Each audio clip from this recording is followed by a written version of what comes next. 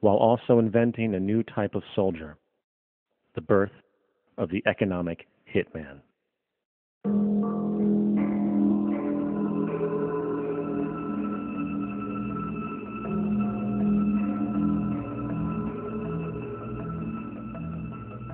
We economic hitmen really have been the ones responsible for creating this first truly global empire.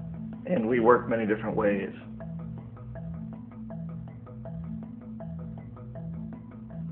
But perhaps the most common is that we will identify a country that has resources our corporations covet, like oil, and then arrange a huge loan to that country from the World Bank or one of its sister organizations. But the money never actually goes to the country. Instead, it goes to our big corporations to build infrastructure projects in that country, power plants, industrial parks, ports, things that benefit a few rich people in that country, in addition to our corporations, but really don't help the majority of the people at all. However, those people, the whole country is left holding a huge debt. It's such a big debt they can't repay it, and that's part of the plan, that they can't repay it. And so at some point, we economic hitmen go back to them and say, listen, you owe us a lot of money, can't pay your debt, so sell your oil real cheap to our oil companies. Allow us to build a military base in your country, or send troops in support of ours to someplace in the world like Iraq, or vote with us on the next UN vote, to have their electric utility company privatized and their water and sewage system privatized and sold to U.S. corporations or other multinational corporations. So there was a whole mushrooming thing, and it's so typical of the way the IMF and the World Bank work. Is you put a country in debt, it's such a big debt it can't pay it, and then you offer to refinance that debt and pay even more interest. And you demand this quid pro quo, which you call a conditionality or good governance, which means basically that they've got to sell off their resources, including many of their social services, their utility companies, their school systems sometimes, their penal systems, their insurance systems, to foreign corporations. So it's a double, triple, quadruple whammy. The precedent for economic hitmen really began back in the early 50s when democratically elected Mossadegh, who was elected in Iran, he was considered to be the hope for democracy in the Middle East and around the world. He was Time Magazine's Man of the Year. But one of the things that he'd run on and began to implement was the idea that foreign oil companies needed to pay the Iranian people a lot more for the oil that they were taking out of Iran. The Iranian people should benefit from their own oil. Strange policy. We didn't like that, of course. But we were afraid to do what we normally were doing, which was to send in the military. Instead, we sent in one CIA agent, Kermit Roosevelt, Teddy Roosevelt's relative. And Kermit went in with a few $1 million and was very, very effective and efficient. And in a short amount of time, he managed to get Mossadegh overthrown and brought in the Shah of Iran to replace him, who always was favorable to oil. And it was extremely effective. Bombs overflow Tehran. Army officers shout that Mossadegh has surrendered and his regime as virtual dictator of Iran is ended. Pictures of the Shah are paraded through the streets as sentiment reverses. The Shah is welcomed home. So back here in the United States, in Washington, people looked around and said, wow, that was easy and cheap. So this established a whole new way of manipulating countries, of creating empire. The only problem with Roosevelt was that he was a card-carrying CIA agent, and had he been caught, the ramifications could have been pretty serious. So very quickly at that point, the decision was made to use private consultants to channel the money through the World Bank or the IMF or one of the other such agencies, to bring in people like me who worked for private companies, so that if we got caught, there would be no governmental ramifications.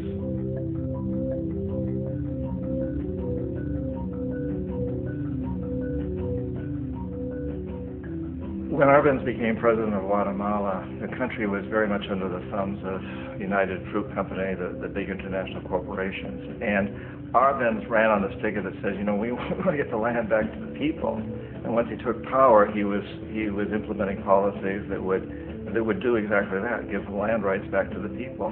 United Fruit didn't like that very much. And so they hired a public relations firm, launched a huge campaign in the United States to convince the the United States, the people, the citizens of the United States, and the press of the United States, and the Congress of the United States, that Arbenz was a Soviet puppet, and that if we allowed him to stay in power, the Soviets would have a foothold in this hemisphere, and that at that point in time was a huge fear on everybody's mind, the Red Terror, the Communist Terror. And so, to make a long story short, out of this public relations campaign came a commitment on the part of the CIA and the military to take this man out. And in fact, we did. We sent in planes, we sent in soldiers, we sent in jackals, we sent everything in to take him out, and did take him out. And as soon as he was removed from office, the new guy that took over after him basically reinstated everything to the big international corporations, including United Fruit.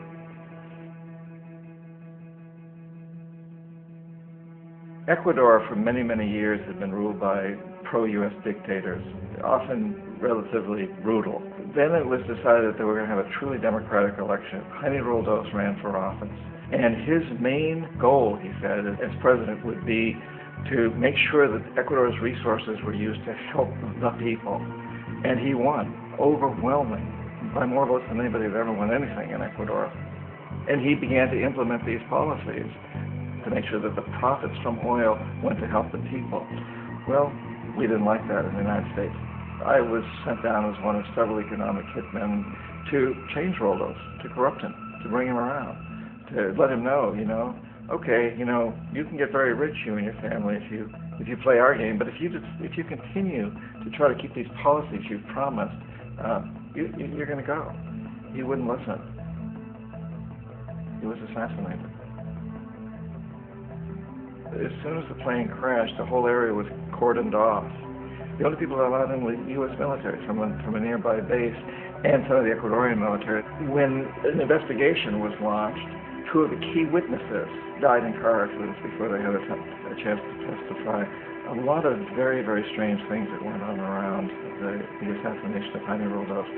I, like most people who really looked at this case, had absolutely no doubt that it was an assassination. And of course, in my position as an economic hitman, I was always expecting something to happen to Jaime, whether it be a coup or assassination, I wasn't sure, but that he would be taken down because he was not being corrupted. He would not allow himself to be corrupted the way we wanted to corrupt him. Omar Torrijos, president of Panama, was, one of my favorite people. I really, really liked him. He was very charismatic. He was a guy who really wanted to help his country. And when I tried to bribe him or corrupt him, he said, look, John, he called me Juanito. He said, look, Juanito, I don't need the money. What I really need is for my country to be treated fairly. I need for the United States to repay the debts that you owe my people for all the destruction you've done here. I need to be in a position where I can help other Latin American countries win their independence and be free of this terrible presence from the north that you people are exploiting us so badly. I need to have the Panama Canal back in the hands of the Panamanian people. That's what I want. And so, leave me alone. Don't try to bribe me. It was 1981, and in May, Jaime Roldos was assassinated. And Omar was very aware of this. Torrijos got his family together and he said, I'm probably next, but it's okay because I've done what I came here to do. I've renegotiated the canal. The canal will now be in our hands. He just finished negotiating the treaty with Jimmy Carter. In June of that same year, just a couple of months later, he also went down in an airplane crash, which there's no question was executed by CIA-sponsored jackals. Tremendous amount of evidence that one of Torrijos' security guards handed him at the last moment as he was getting on the plane a tape recorder, a small tape recorder that contained a bomb.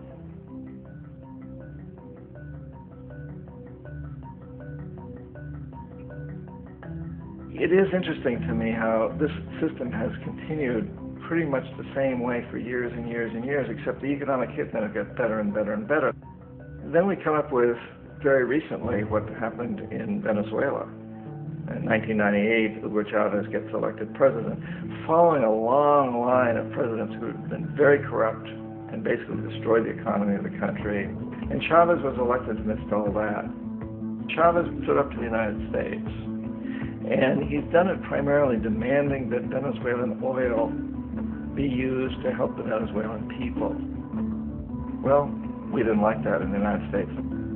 So in 2002, a coup was staged, which is no question in my mind, and most other people's minds, that the CIA was behind that coup.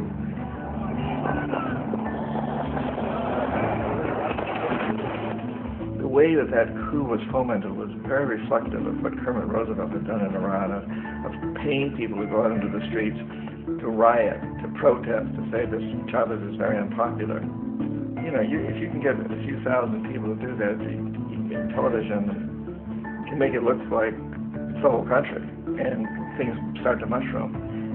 Except in the case of Chavez, he was smart enough, and the people were so strongly behind him that they overcame it, which was a phenomenal moment in the history of Latin America.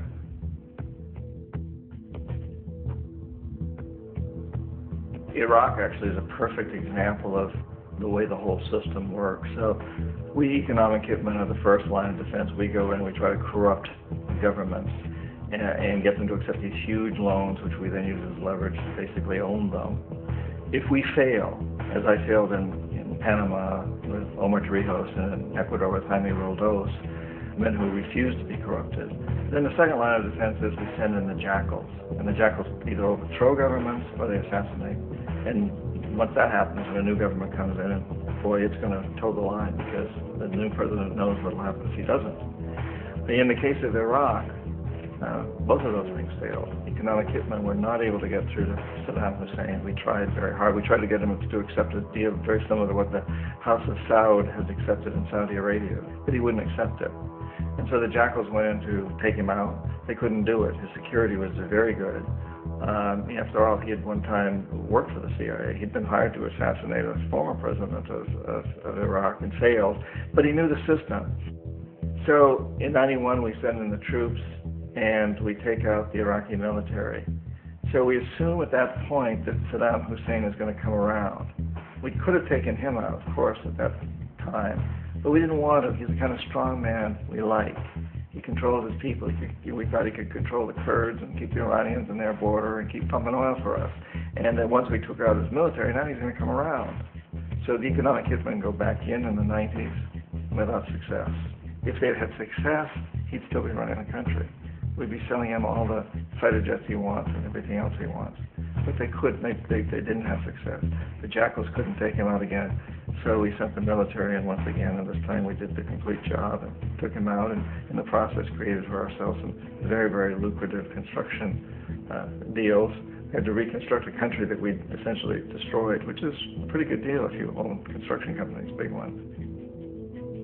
So, you know, Iraq shows the three stages.